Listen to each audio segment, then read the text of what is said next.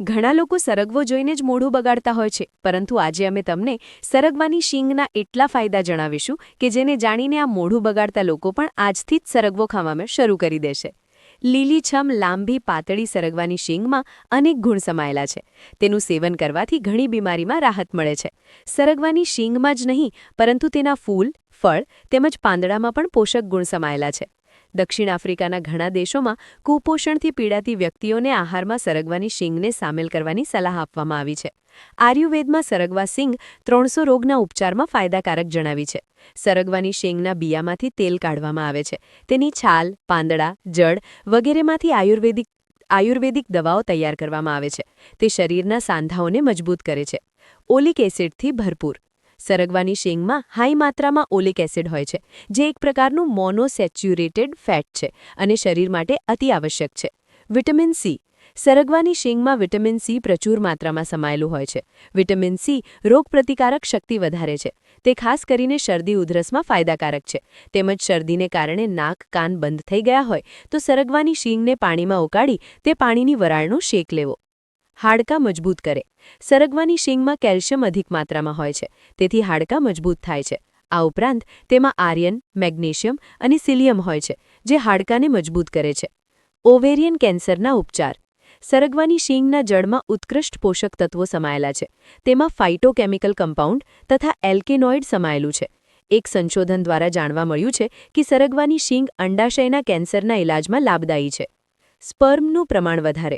તેમાં વિટામિન ઉપરાંત zinc, calcium અને આયર્ન સમાયેલા છે, જે સ્વાસ્થ્ય માટે લાભકારી છે. પુરુષોમાં સ્પર્મ બનવાની પ્રક્રિયામાં ઝિંકની મહત્વપૂર્ણ ભૂમિકા હોય છે, તેમજ તેનું સેવન કેલ્શિયમ અને રક્તની કમી થવા દેતું નથી. વજન ઉતારવામાં ગુણકારી. સરગવાની શીંગમાં ડાયયુરેટિક ગુણ હોય છે, જે શરીરની કોશિકાઓમાં અનાવશ્યક પાણીને ઓછું કરે છે. તેના એન્ટી ઇન્ફ્લેમેટરી ગુણ શરીરના સોજા ઓછા કરે છે. ફાઇબરથી ભરપૂર સરગવાની શીંગ શરીરની ચરબીને ઓછી કરે છે. તે ઇન્સ્યુલિન રેઝિસ્ટન્સ ઓછું કરીને અનાવશ્યક ચરબી જામતી રોકે છે. દૂધ પીવડાવનારી માતાઓ માટે. સરગવાની શીંગના પાનને ઘીમાં ગરમ કરીને પ્રસૂતા સ્ત્રીને આપવાનો રિવાજ સદીઓથી ચાલે છે. તેના સેવનથી દૂધની કમી થતી નથી. તેમજ બાળકના જન્મ બાદ પ્રસૂતાને થતી નબળાઈ, થાક માટે પણ ઉપયોગી છે. સરગવાની શીંગમાં પ્રચુર માત્રામાં કેલ્શિયમ સમાયેલું છે. કેલ્શિયમ સપ્લિમેન્ટ કરતાં અનેક ગણું કેલ્શિયમ સરગવાના છે. બ્લડ શુગર લેવલ અને કોલેસ્ટ્રોલ લેવલને સંતુલિત કરે છે. તે હાઈ બ્લડ પ્રેશર તેમજ શુગર લેવલને ઓછું કરે છે. કોલેસ્ટ્રોલનું પ્રમાણ પણ નીચું લાવે છે, જે હૃદય માટે ગુણકારી છે. કેન્સર પ્રતિરોધક. સરગવાની શીંગમાં એન્ટીઓક્સિડન્ટ કેમ્ફ્રેઓલ, ક્વેરીસેટિન અને રેહેમેન્ટિન જેવા એન્ટી કેન્સર તત્વો હોય છે. તે સ્કિન, લિવર, ફેફસા અને ગર્ભાશય જેવા કેન્સરથી સુરક્ષા કરે છે. પથરી. કિડનીમાં જામેલા અનાવશ્યક કેલ્શિયમને શરીરમાંથી બહાર કાઢે છે, તેમજ પથરી બનવા દેતું નથી. કિડની સ્ટોનથી થતા પેટના દુખાવા અને બળતરામાં પણ રાહત આપે છે. થાઇરોઇડ. થાઇરોઇડના રોગીઓએ તે સરગવાની શીંગ અવશ્ય ખાવી જોઈએ. જેની થાઇરોઇડ ગ્લેન્ડ અધિક સક્રિય હોય તે સરગવાની શીંગ ખાય તો થાઇરોઇડનો સ્ત્રાવ ઓછો થાય છે. Hair tonic. તેમાં સમાયેલું ઝિંક, વિટામિન અને એમિનો એસિડ મળીને કેરેટિન નામનું તત્વ બનાવે છે, જે બાળકના ગ્રોથ માટે બહુ આવશ્યક છે. સરગવાની શીંગના બિયામાં એક ખાસ તેલ સમાયેલું હોય છે, જેને બેન ઓઇલ કહેવામાં આવે છે.